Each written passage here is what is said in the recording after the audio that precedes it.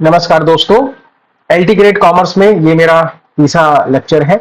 विषय है वाणिज्य, इंग्लिश में कॉमर्स। तो यहाँ पर हम बेसिक अकाउंटिंग टर्म्स पढ़ने वाले हैं। तो सबसे पहले बात कर लेते हैं बिजनेस ट्रांजैक्शन की, मतलब व्यापारिक लेन देन। तो व्यापारिक लेन देन क्या होता है? देखिए, हम भी आमतौर पर अपने जीवन में कोई ना कोई लेन देन तो करते ही रहते हैं, मगर जिस लेन देन में पैसे का इन्वॉल्वमेंट होता है, जो हमारी इकोनॉमिक पोजीशन को चेंज करता है, उसको हम क्या कहेंगे? व्यापारिक लेन देन कहेंगे। ठीक है। तो व्यापारिक लेन देन क्या है? ये एक आर्थिक गतिविधि है। ठीक है, ये एक इकोनॉमिक एक्टिविटी है। It involves money. ठीक। अच्छा, फिर ये क्या करता है? It changes the financial position, मतलब ये हमारे वित्तीय स्थिति को प्रभावित करता है। तो वित्तीय स्थिति कैसे प्रभावित होती है? जब कभी भी हमारी संपत्ति, हमारे दायित्व, हमारी पूंजी, मतलब एसेट, लायबिलिटी, कैपिटल, अगर इन तीनों में से किसी भी दो में चेंजेस आ रहा है, तो इसका मतलब क्या है? ये हमारे फाइनेंशियल पोजीशन को चेंज कर रहा है। फॉर एग्जांपल, अगर हम बात करें कि हमने बिजनेस में कैपिटल इंट्रोड्यूस किया, तो जाहिर सी बात है, एक तरफ कैपिटल मतलब एसेट बढ़ रहा है और दूसरी तरफ कैपिटल मतलब पूंजी भी बढ़ रही है। मान लीजिए हमने बैंक से लोन ले लिया, तो एक तरफ तो हमारा बैंक बैलेंस बढ़ेगा और दूसरी तरफ हमारे ऊपर लोन भी चढ़ जाएगा। फिर मान लीजिए अगर हमने लोन का पेमेंट कर दिया, तो लोन तो खत्म हो जाएगा, बट उसी के साथ साथ हमारा बैंक बैलेंस भी कम हो जाएगा। तो इसका मतलब कोई भी ट्रांजेक्शन होगा ए टू जेड, वो हमारे क्या करेगा? एसेट, लायबिलिटी, कैपिटल में किसी दो में वो चेंज लाएगा। ठीक है। और जाहिर सी बात है, जो भी बिजनेस ट्रांजैक्शन होता है, it is always in terms of money. ठीक। इसका मतलब इसका एक मौद्रिक मूल्य होता है। ठीक। अच्छा, अगर ट्रांजैक्शंस को और हम कैटेगराइज करना चाहें कि कितने प्रकार के होते हैं, तो एक एक्सटर्नल ट्रांजैक्शन और इंटरनल ट्रांजैक्शन। एक्सटर्नल का मतलब बाह्य ट्रांजैक्शन, और इंटरनल मतलब आंतरिक, जिसको हम कह सकते हैं। तो अगर ऑर्गेनाइजेशन और किसी थर्ड पर्सन के बीच में कोई ट्रांजैक्शन हो रहा है, फॉर एग्जांपल हम कुछ बेच रहे हैं, हम कुछ खरीद रहे हैं, है ना, तो ये तो हो गया क्या? External transaction. बट अगर हमारी ऑर्गेनाइजेशन के अंदर डिफरेंट डिफरेंट डिपार्टमेंट्स के बीच में कोई ट्रांजैक्शन हो रहा है, तो उसको क्या बोलते हैं? इंटरनल ट्रांजैक्शन बोलते हैं। फॉर एग्जाम्पल, मान लो कि परचेज डिपार्टमेंट अगर स्टोर डिपार्टमेंट से कोई माल ले रहा है, तो ये क्या है?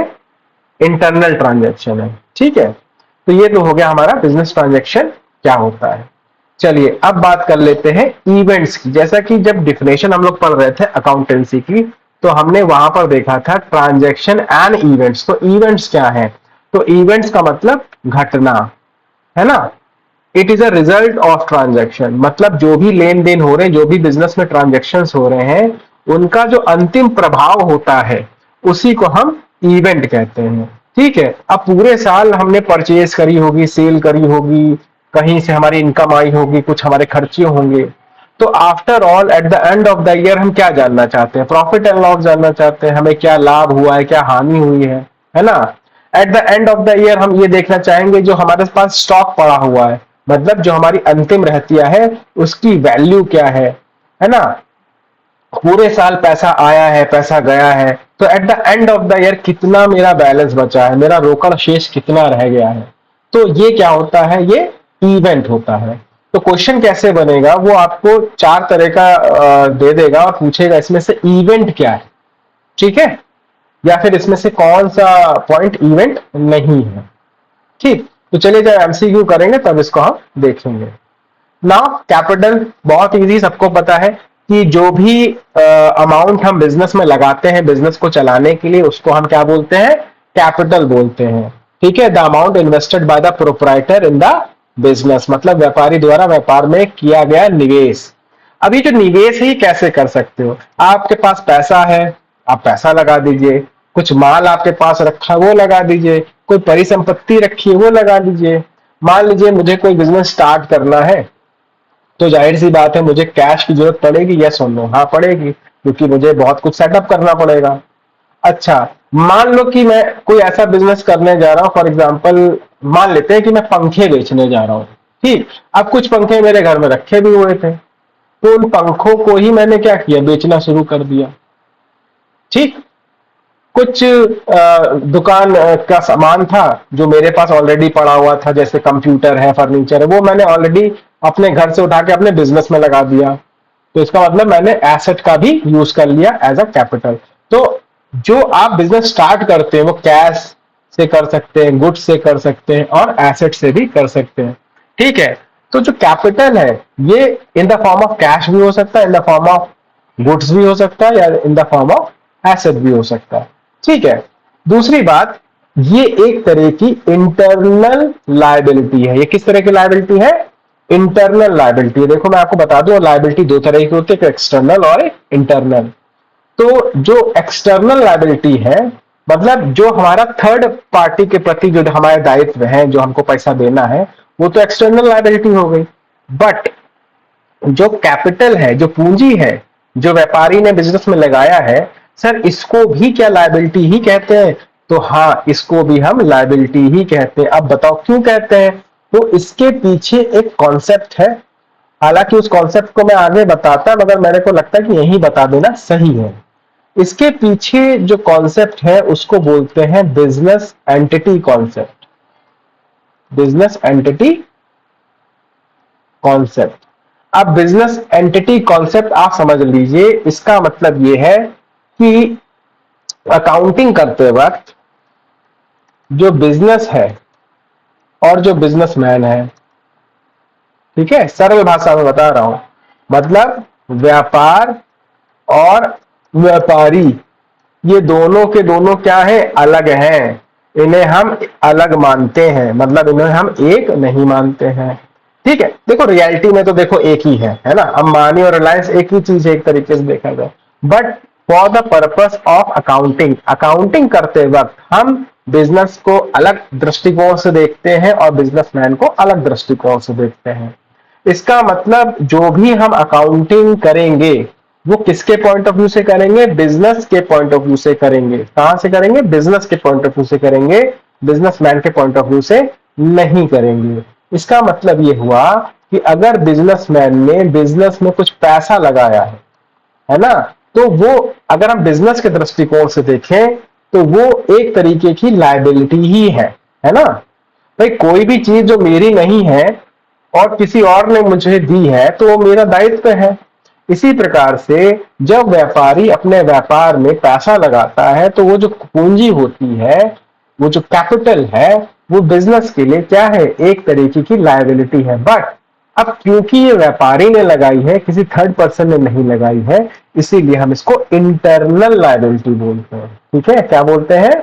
इंटरनल लायबिलिटी बोलते हैं, आंतरिक दायित्व कहते हैं। अच्छा, इसका एक आप ये समझ लीजिए, capital equal to asset minus liability, ये सूत्र है, इसको अकाउंटिंग इक्वेशन कहते हैं। ठीक है। इसका अलग से लेक्चर है अकाउंटिंग इक्वेशन को, तो वहां पर हम इसको देखेंगे क्या होता है। फिलहाल आप जान लीजिए, एसेट में से जब लायबिलिटी माइनस कर दो, जो बचा हुआ होता है दैट इज कॉल्ड कैपिटल। ठीक। फिर नेक्स्ट है ड्रॉइंग्स। ड्रॉइंग्स क्या होता है? देखो, जिस प्रकार से अभी हमने देखा कि बिजनेसमैन और बिजनेस अलग अलग एंटिटी होती हैं, ठीक है, व्यापार का अपना एक अलग अस्तित्व होता है। तो जिस प्रकार से पैसा लगाने पर उसको कैपिटल कह रहे थे, उसी प्रकार से अगर कभी भी व्यापारी अपने किसी व्यक्तिगत खर्चे के लिए, अपने किसी पर्सनल खर्चे के लिए बिजनेस से कुछ निकालता है, क्या निकालता है? कैश, गुड्स या एसेट, कोई भी चीज अगर वो लेता है तो उसको हम क्या बोलेंगे? आहरण बोलेंगे, ड्रॉइंग्स बोलेंगे। That is the amount withdrawn by the owner for personal use. Personal use पे थोड़ा ध्यान रखिएगा, अपने पर्सनल यूज के लिए, अपने व्यक्तिगत खर्चे के लिए। ठीक है। इसको हम ड्रॉइंग्स कहेंगे। Then comes liability. लायबिलिटी क्या होती है? देखो भाई, कोई भी चीज जो मेरी नहीं है, मैंने थोड़े समय के लिए ले रखी है, वो क्या है? एक तरीके से लायबिलिटी है ना। That is the amount which the firm ओज टू आउटसाइडर। ओज फ्रॉम नहीं, ओज टू आउटसाइडर, मतलब जिसका भुगतान हमें भविष्य में करना है। जैसे हमने बैंक से लोन ले लिया, अगर हमने बैंक से लोन ले लिया है तो क्या वो पैसा मेरा हो गया है? नहीं, वो पैसा मुझे बैंक को वापस करना पड़ेगा। ठीक है, मैंने किसी से सामान उधार ले लिया, ठीक, तो क्या वो ऐसा मुझे वापस करना पड़ेगा? हाँ सर, वो पैसा मुझे वापस करना पड़ेगा, तो वो मेरी क्या है? लायबिलिटी है। अच्छा, अब लायबिलिटी कितने तरह की होती है? लायबिलिटी दो तरह की होती है, एक इंटरनल और एक एक्सटर्नल। जैसा कि अभी हमने पढ़ा था कि इंटरनल लायबिलिटी मतलब कैपिटल, मगर सर यहां तो दो चीजें और आ गई। हमने कहा तो कोई भी चीज जो मुझे ओनर को देना है ना, मेरा दायित्व है ओनर के प्रति, स्वामी के प्रति, तो वो कहलाएगी इंटरनल लायबिलिटी। अच्छा, जो पैसा उसने लगाया वो तो मुझे वापस करना ही करना है ना। जो लाभ मैंने कमाया, तो लाभ मेरा थोड़ी, लाभ भी तो उसी का है। ठीक है, तो जितना भी एक्यूमुलेटेड प्रॉफिट लॉस है, जितना भी रिजर्व है ना, जैसे संचित लाभ हो गया, कोष हो गया, ये सब का सब किसका है? प्रोपराइटर का है, ओनर का है। ठीक है, तो ये एक तरीके की क्या है? इंटरनल लायबिलिटी है। वहीं पे जो पैसा मुझे आउटसाइडर्स को देना है, बाहरी लोगों को देना है, वो मेरी क्या है? एक्सटर्नल लायबिलिटी है, बाह्य लायबिलिटी है। ठीक है, अब ये एक्सटर्नल लायबिलिटी ही दो तरह की हो जाती है। एक है आपकी नॉन करंट लायबिलिटी, जिसको हम लॉन्ग टर्म लायबिलिटी बोलते हैं, हिंदी में इसको हम गैर चालू दायित्व कहते हैं, और करंट लायबिलिटी जिसको हम लोग चालू दायित्व कहते हैं। इसमें सीधे सीधे समझ लो, देखो जिस दिन बैलेंस शीट तुम बना रहे हो, फॉर एग्जाम्पल 31 मार्च 2025 को अगर मैं बैलेंस शीट बना रहा हूं, कब बना रहा हूं? 31 मार्च 2025 को। ठीक, तो 31 मार्च 2025 से लेके 31 मार्च 2026 तक कितने होते हैं? 12 महीने होते हैं। तो अगर मुझे इसका पेमेंट इन 12 महीनों के अंदर अंदर करना है, अगर मुझे पेमेंट इन 12 महीने के अंदर अंदर करना है, तब तो ये है करंट लायबिलिटी। बट अगर इसका पेमेंट मुझे इन 12 महीने के बाद करना है, तो ये कहलाएगी नॉन करंट लायबिलिटी। सिंपल सा कॉन्सेप्ट है। ठीक है, तो अगर भुगतान 12 महीने बाद करना है तो नॉन करंट लायबिलिटी, भुगतान अगर आपको 12 महीने के अंदर करना है तो इंटरनल लायबिलिटी। मगर ये 12 महीने आप काउंट कहां से करेंगे? जिस दिन आप बैलेंस शीट बना रहे हैं। ठीक है, तो आइए अब बात करते हैं एसेट्स की।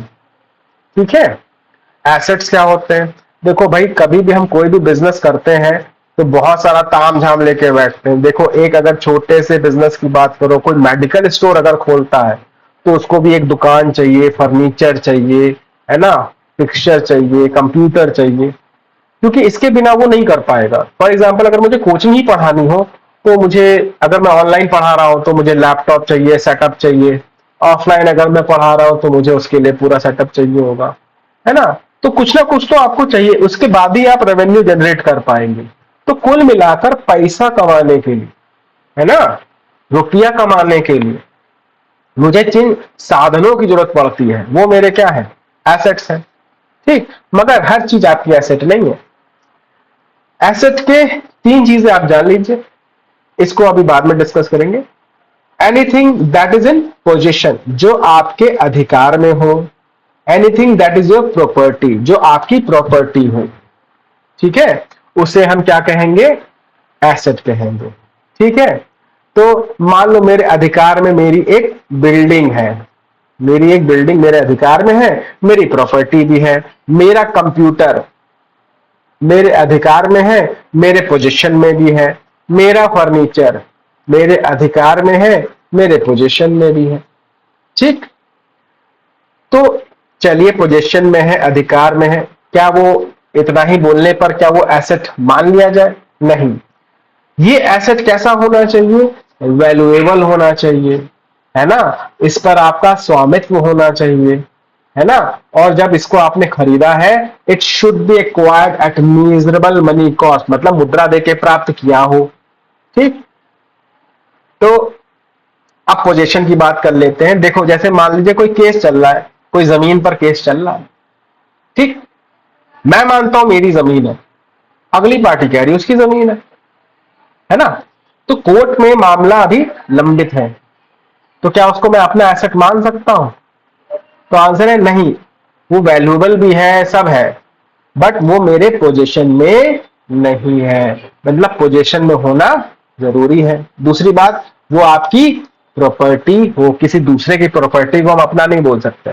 जैसे मान लो मेरे शॉप के आगे से एक अच्छी सी रोड बन के चली गई है, तो क्या उस रोड की वजह से मुझे रेवेन्यू जनरेट होगा? हाँ होगा, ज्यादा जनरेट होगा, बट क्या वो मेरी प्रॉपर्टी है? नहीं। तो क्या उस रोड को मैं अपना एसेट बोल सकता हूं? नहीं बोल सकते, क्योंकि वो आपकी प्रॉपर्टी नहीं है। इसका मतलब पहली तो बात आपके पोजीशन में होना चाहिए, दूसरी बात आपकी प्रॉपर्टी होनी चाहिए। ठीक, इतना होने के बाद वो वैल्यूएबल होनी चाहिए, मतलब उसकी कोई कॉस्ट होनी चाहिए, है ना। अब कोई फ्री गिफ्ट ऑफ नेचर है, मेरे पोजीशन में भी है, सब कुछ है, बट वो वैल्यूएबल नहीं है, उसकी कोई मूल नहीं है, तो क्या उसको एसेट बोल सकते हैं? तो नहीं बोल सकते। ठीक है।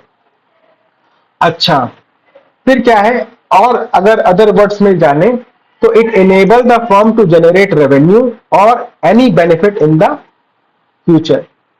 मतलब व्यापार के संचालन और आय के सृजन में सहायक, मतलब कोई चीज जो मुझे रेवेन्यू जनरेट करके दे, है ना। तो जैसे कंप्यूटर है, फर्नीचर है, बिल्डिंग है, ये सब मैं क्यों यूज कर रहा हूं? क्योंकि ये मेरे रेवेन्यू जनरेशन के काम आ रहा है। इसके बिना मैं काम नहीं कर सकता। ठीक है। ऐसे ही मान लो प्रीपेड एक्सपेंस है, आपने कोई रिचार्ज करा लिया, प्रीपेड रिचार्ज करा लिया, तो क्या ये आपको फ्यूचर में बेनिफिट देगा? हाँ देगा। तो ये क्या है? आपका एसेट है। ठीक, कोई एडवांस पेमेंट आपने कर दिया है, तो वो भी आपका क्या है? एसेट है। ठीक है। भले उससे रेवेन्यू जनरेट हो ना हो, बट बेनिफिट आपको फ्यूचर में मिलेगा। ठीक। तो ये फिने एंड मिलर की डिफिनेशन है, इसको एक बार देख लीजिएगा। कई बार होता है डिफिनेशन देके वो पूछ लेते हैं कि ये डिफिनेशन किसने दी थी। Future economic benefits the rights of which are owned and controlled by an organisation और इंडिविजुअल। मतलब फ्यूचर में होने वाले आर्थिक फायदे। ठीक है। तो इस तरीके से आप इसको देख लीजिएगा। फिर आर एन एंथनी की एक डिफिनेशन है, valuable resources owned by the business which are acquired at a measurable cost of money. तो जो भी ऊपर हमने पढ़ा था, उन्हीं सब चीजों पर आधारित ये डिफिनेशन है। ठीक है। चलिए अब एसेट्स को देख लेते हैं। एसेट्स कितने प्रकार के होते हैं? तो बेसिकली अगर हम देखें तो परिसंपत्तियां, एसेट्स को हिंदी में क्या बोलते हैं? परिसंपत्तियां। ये दो तरह की होती हैं, एक है नॉन करंट एसेट्स और करंट एसेट्स। तो नॉन करंट एसेट्स को हिंदी में क्या बोलते हैं? गैर चालू परिसंपत्ति। और करंट एसेट्स को हम बोलते हैं चालू संपत्ति। ठीक है। तो अब इसमें क्या डिफरेंस है? देखो, कोई भी चीज, जैसे मान लो मैंने मेडिकल स्टोर खोला था, तो वहां पर जो उसकी शॉप है, जो उसका फर्नीचर है, जो कंप्यूटर है, वो सब मैंने क्यों लाया था? अब मेडिकल स्टोर में तो मैं दवाइयां बेचूंगा ना। तो जो दवाई है, दवाई इज मेंट फॉर रीसेल, दवाई इज मेंट फॉर रीसेल। तो जो चीज मैंने रीसेल पर्पस के लिए खरीदी है, वो तो है क्या? मेरा करंट एसेट, मेरी चालू संपत्ति। बट जिसको मैंने बिजनेस में इस्तेमाल के लिए खरीदा, जैसे कंप्यूटर है, फर्नीचर है, held for use in the business, व्यापार में इस्तेमाल के लिए, वो क्या है? मेरा नॉन करंट एसेट। मतलब not expected to be realised in cash और cash equivalent within 12 month from the balance sheet date. मतलब बैलेंस शीट की डेट से 12 महीने तक अगर मैं उसको कैश में कन्वर्ट नहीं करना चाहता हूं, तो वो क्या है? नॉन करेंट एसेट है। जाहिर सी बात है, वो कंप्यूटर है, जो फर्नीचर, उसको मुझे बेचना थोड़ी ना है, उसको तो मैं बिजनेस में इस्तेमाल करूंगा। ठीक है। ऐसी फैक्ट्री में जो मशीन्स होती हैं, that are use for producing goods and services, तो मशीन क्या है? माल और सेवा का उत्पादन करने के लिए, व्यापार करने के लिए। तो जो मशीन है वो क्या है? सर, नॉन करंट एसेट्स है।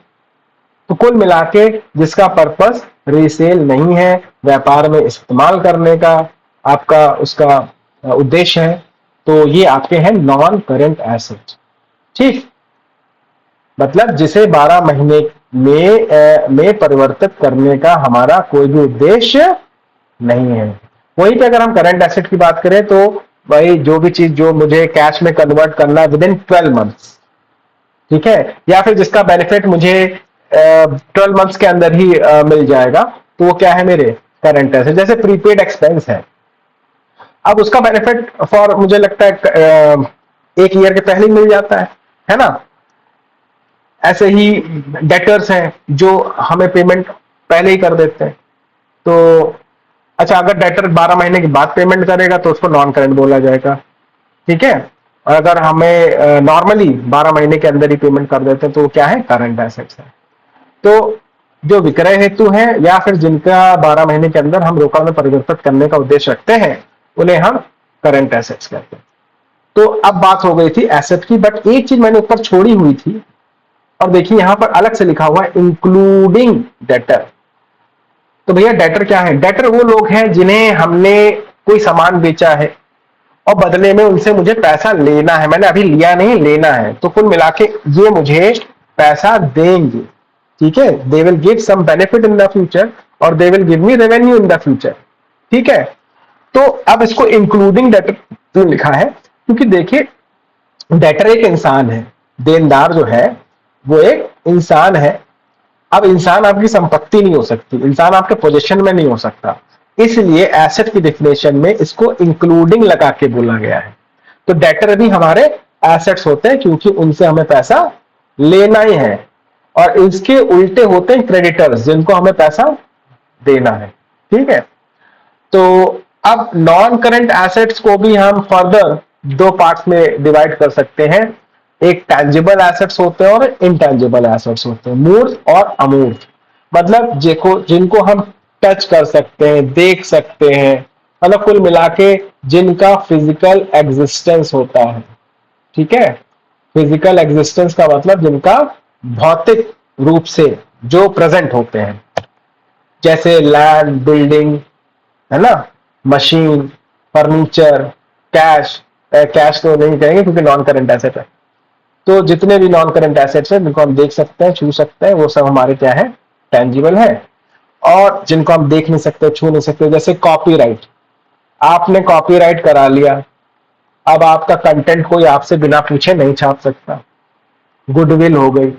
तो ये सब क्या कहें, इनको हम देख नहीं सकते, छू नहीं सकते, तो ये क्या है, इंटेंजिबल एसेट्स है, ठीक। फिर ऐसे ही एक होता है फिक्सटिशियस एसेट्स, जिनको हम कहते हैं काल्पनिक परिसंपत्तियां। ये क्या है भाई? ये एक इनको एसेट कह दिया गया, बट रियलिटी में ये एसेट नहीं है, इनको बस एसेट साइड दिखा दिया जाता है। क्यों दिखा दिया जाता है? देखो इसके पीछे रीजन है। मान लो अगर आपने खर्चा किया, ठीक है, एडवर्टीजमेंट का खर्चा किया, तो आपने एंट्री बेसिकली कर दी, advertisement expense account debit to bank. मान लो 10 लाख का खर्चा था, फिर इस खर्चे को उठा के तुमने पीएल में ट्रांसफर कर दिया, ठीक है। अब तुम्हारे पीएल में जो खर्चा दिख रहा है वो कितना दिख रहा है? 10 लाख का दिख रहा है। तो आमतौर पर अगर ये खर्चा है तो कोई बात नहीं है, बट मान लो अगर मेरी फर्म बहुत छोटी है जिसका टर्नओवर ही मान लेते हैं कि 10 लाख के आसपास, अब ऐसी फर्म के ऊपर अगर 10 लाख का हमने खर्चा मान लो कर दिया है, तो ये तो एक बहुत मोटा खर्चा हो गया है ना। तो हम क्या करते हैं, इसको एक साल में ही हम नहीं दिखाते हैं, हम इसको 5 साल 10 साल इस तरीके से दिखाते हैं। मान लो हमने कहा कि इसको 10 साल में हम धीरे धीरे क्या करेंगे, राइट ऑफ करेंगे। तो इसका मतलब अब पीएल में हम 10 लाख नहीं दिखाएंगे, पीएल में हम कितना दिखाएंगे, सिर्फ और सिर्फ 1 लाख रुपए दिखाएंगे। तो जब 1 लाख रुपए दिखाओगे तो एक बात बताओ, ये जो तुमने डेबिट कर रखा है 10 लाख से और यहां क्रेडिट किया 1 लाख से, तो अब एडवर्टीजमेंट 9 लाख से डेबिट इसका बचा हुआ है कि नहीं बचा हुआ? बचा हुआ है। और हमको पता है कि किसी भी चीज का अगर डेबिट बैलेंस है तो वो किस साइड जाएगी, एसेट साइड जाएगी। किसी भी चीज का अगर डेबिट बैलेंस है तो वो एसेट साइड दिखाया जाता है, क्रेडिट बैलेंस है तो लायबिलिटी साइड दिखाया जाता है, ठीक है। तो इसका मतलब ये हुआ कि ये इस प्रकार के इनको एसेट कह सकते हैं जिसका कोई भी, इससे आपको कैश रिलाइज नहीं होगा, इससे कोई फर्दर बेनिफिट आपको नहीं मिलेगा, ठीक है। इसको हमें क्योंकि over the period of time right of करना होता है, इसलिए इसको हम एसेट साइड दिखाते हैं जब तक इसका डेबिट बैलेंस खत्म ना हो जाए। तो कुल मिला के काल्पनिक परिसंपत्तियां क्या है? जिसे रोकड़ में परिवर्तित नहीं किया जा सकता, जिससे कोई भी लाभ प्राप्त नहीं होने वाला, इसको लाभ हानि खाते में हर साल कुछ सालों तक कटौती के रूप में दिखाया जाता है, ठीक है।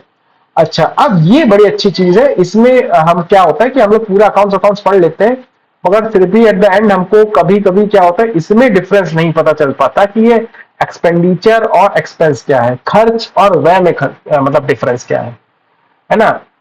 तो बहुत माइन्यूट सा डिफरेंस है, इसको देखिए कि देखो कभी भी अगर कोई एसेट, कोई गुड्स, कोई सर्विस, मतलब कोई परिसंपत्ति, माल या सेवा एक्वायर करने के लिए, खरीदने के लिए, पाने के लिए, अगर मैंने किसी प्रकार का कैश का पेमेंट किया है, रोकड़ से पेमेंट किया है, या प्रॉपर्टी ट्रांसफर करी है, होता ना कि प्रॉपर्टी के बदले में प्रॉपर्टी ले लो, मशीन के बदले में मशीन ले लो, इस तरीके से, या इनकरिंग अ लायबिलिटी, मतलब उसको खरीदने के लिए मैंने लोन लिया है, ठीक है। अगर ये तीन काम किए हैं किस लिए, एसेट, गुड्स या सर्विसेज को पाने के लिए, तो इस तरह के खर्चे को हम क्या बोलते हैं, एक्सपेंडिचर बोलते हैं या सिंपली खर्चा बोलते हैं, ठीक है। कुल मिला के कोई भी ऐसा पेमेंट जिसके बदले में हमको कुछ बेनिफिट मिले, ठीक।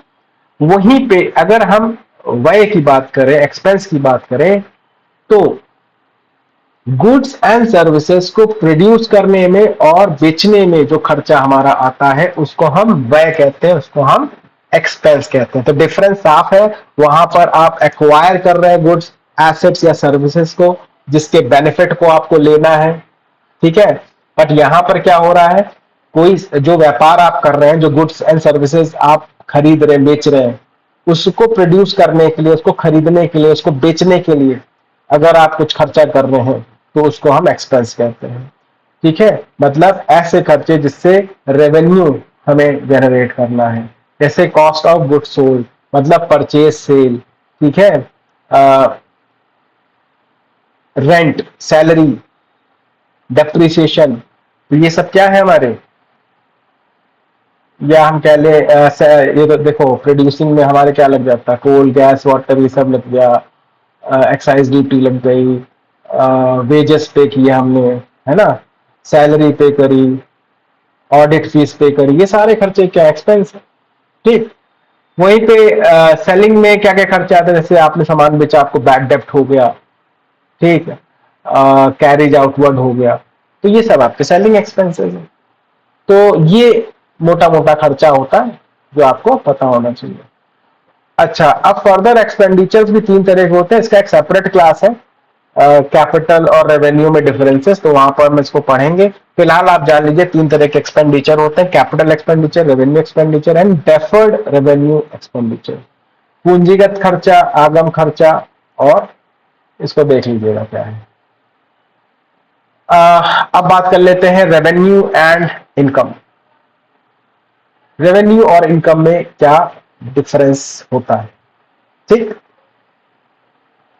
तो रेवेन्यू का सीधा सा मतलब है आपने सामान बेचा, या आपको कहीं से रेंट मिल गया, कहीं से डिविडेंड मिल गया, कहीं से इंटरेस्ट मिल गया, मतलब किसी भी तरीके की अगर आपको इनकम हो रही है, ठीक है, मतलब जो आपको पैसा मिल रहा है, दैट इज योर रेवेन्यू। सामान बेच के जो भी पैसा मिला, दैट इज योर रेवेन्यू। आपका कोई प्रॉपर्टी था, उसको रेंट पे आपने चलाया, उससे जो पैसा मिला, रेवेन्यू। कहीं आपने इन्वेस्टमेंट कर रखा, उससे आपको डिविडेंड मिला, रेवेन्यू। तो income of recurring nature from any source, किसी भी सोर्स से अगर आपको रिकरिंग नेचर की, बार बार होने वाली इनकम हो रही है, तो उसको हम रेवेन्यू कहते हैं, ठीक है। तो सर इनकम क्या है, तो जो भी देखो, मान लो मैंने 100 रुपए गुड्स बेचकर कमाया, और उस गुड्स को बेचने में मेरा 30 रुपए खर्चा हो गया, तो इसका मतलब जो 70 रुपए है, दिस इज माई इनकम। तो इनकम मतलब रेवेन्यू माइनस एक्सपेंस, आगम में से व्यय घटा दीजिए, इनकम आ जाएगी। तो ये डिफरेंस होता है रेवेन्यू में और इनकम में। फिर बात कर लेते हैं इनकम वर्सेस प्रॉफिट की। तो इनकम तो हमको पता ही है, रेवेन्यू माइनस एक्सपेंस, इसको क्या बोलते हैं, इनकम बोलते हैं, ठीक। तो एक पर्टिकुलर ट्रांजैक्शन की अगर हम बात करें, तो 100 रुपए का सामान बेचा, 30 रुपए का खर्चा हुआ, तो 70 रुपए क्या था, हमारा इनकम था। बट अगर पूरे साल का रेवेन्यू हम जोड़ते चले जाएं और पूरे साल का खर्चा जोड़ते चले जाएं, पूरे साल में हमने मान लो 1,000 रुपए का रेवेन्यू जनरेट किया और पूरे साल में हमारा 600 रुपए का एक्सपेंस हुआ, तो ये जो 400 रुपए है इसको हम प्रॉफिट बोलेंगे। ठीक है, तो इनकम एक पर्टिकुलर ट्रांजैक्शन की है और प्रॉफिट जो है आपका एग्रीगेट एक तरीके से है। ठीक है, फिर गेन, गेन मतलब अभिवृद्धि। ये क्या होता है? Monetary benefit incidental to business.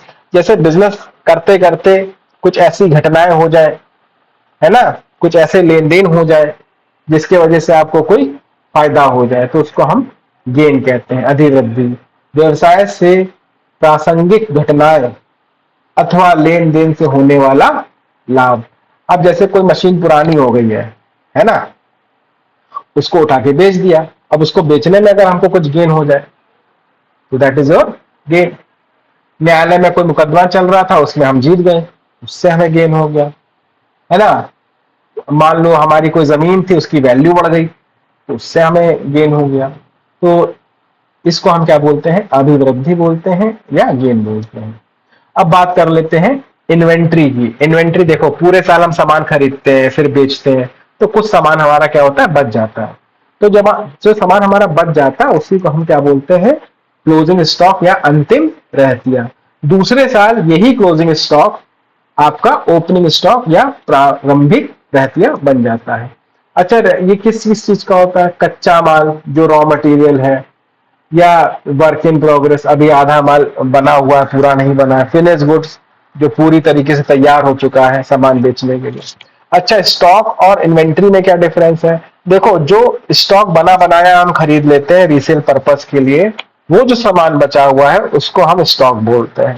ठीक है। अच्छा, अब ट्रेड रिसीवेबल क्या है? तो इससे पहले हम समझ लेते हैं डेटर क्या है। डेटर हमने आपको बताया था कि मान लो हमने किसी को सामान बेचा है और बदले में हमको उससे क्या चाहिए? पेमेंट लेना है। ठीक है, तो ये हमारा कौन हो गया है? डेटर। बट कभी कभी ये हमको लिखित रूप से दे देता है कि हम आपका पेमेंट इतने इतने तारीख को कर देंगे।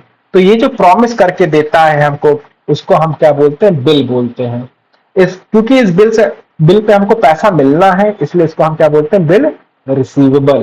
ठीक है, तो डेटर और बिल रिसीवेबल को मिलाकर बोला जाता है ट्रेड रिसीवेबल। सेम केस है क्रेडिटर के पास। जब हम किसी से सामान खरीदते हैं तो हमें उनका पैसा देना है, तो creditor is basically a liability, है ना। और कभी कभी हम उसको वादा कर देते हैं कि हम तुम्हारा पेमेंट कर देंगे लिखित रूप से, तो जो लिखित रूप से हम उसको देते हैं उसको क्या बोलते हैं? Bill payable. तो इन दोनों को मिलाकर कहा जाता है ट्रेड पेबल। तो इतने जो थे बेसिक अकाउंटिंग टर्म्स जो मैंने कवर करने की कोशिश करी है। और भी है, बट उसको मैं अगले लेक्चर में जो भी पढ़ाऊंगा उसके साथ कवर करने की कोशिश करूंगा, क्योंकि कुछ चीजें ऐसी हैं जिसको मतलब शुरुआत में ही नहीं बताया जा सकता। उसका जब जहां पर काम आएगा उसको वहीं पर मैं डील करूंगा। तो अब जो मेरा अगला लेक्चर होगा वो MCQ होगा बेस्ड ऑन दिस लेक्चर। तो इसको बढ़िया से पढ़िएगा और फिर मेरे साथ उस लेक्चर को सॉल्व करिएगा। Thank you.